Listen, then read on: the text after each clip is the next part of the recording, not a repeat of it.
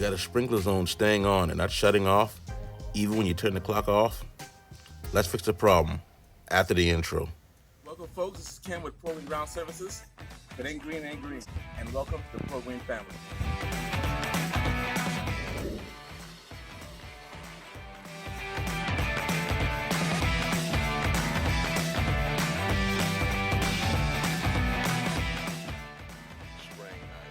This is Dallas there about 20 feet. Seen the picture before.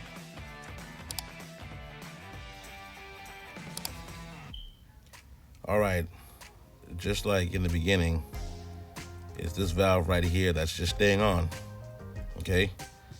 So we have to fix this valve so it can turn off when the customer turns it off.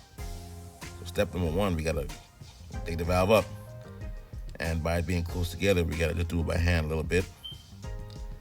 You know, get it nice and clean, and then we're going to unscrew the valve top and expose the diaphragm.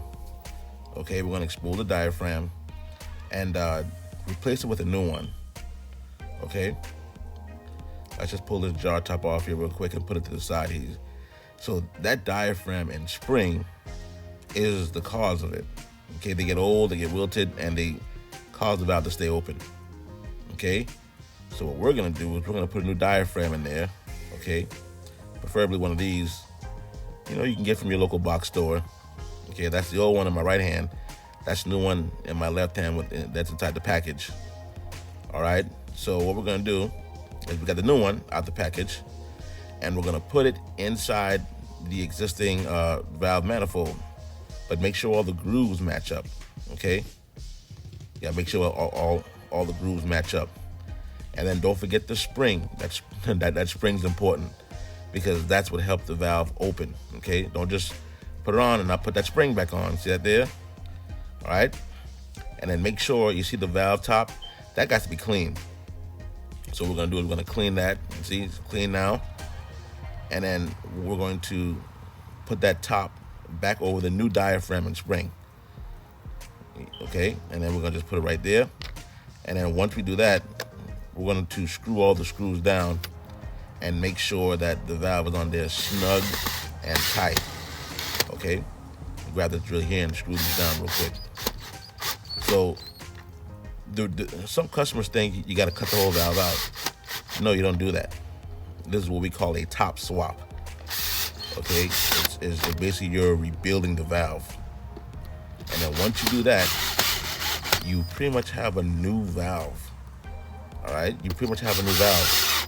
So we're gonna put this last screw on here, and we're also going to grab a brand new solenoid because you might as well put a new solenoid on anyway. It just doesn't make no sense, okay? So we're going to make sure everything is tight. You got to make sure it's tight. That way you don't have no leaks, because leaks will come out that diaphragm, okay?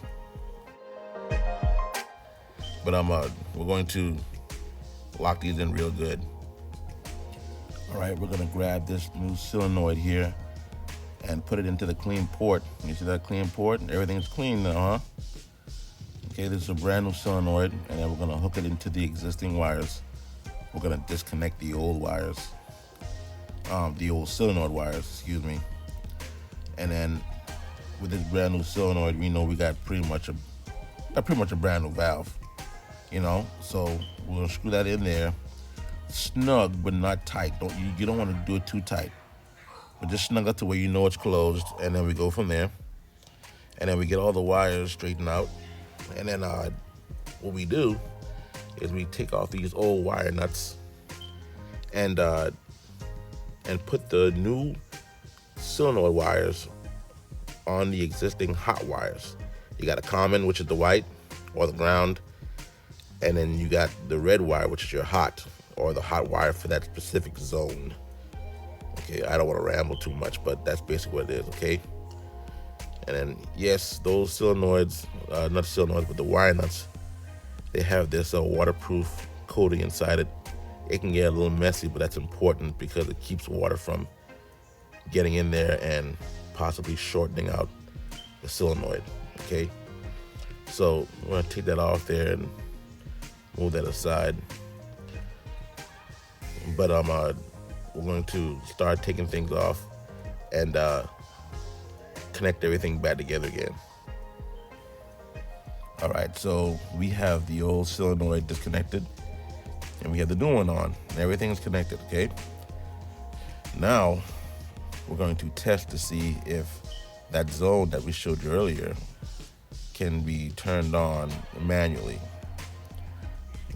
If it turns on manually, we know it shuts off manually and electronically, which means the valve is good, okay? So what we're going to do here is we're going to get down here and we're going to twist the knob on the, like right behind the solenoid, there's a little bleeder right there. And we're going to twist that and open the valve. Okay, let's open that up and let's see if anything pops on. Okay, there we go. Okay, it just popped on. Okay, we know it works. Good job, y'all. Now keep in mind, it was off, so we turned it on. Good job, Pro Green. Good job.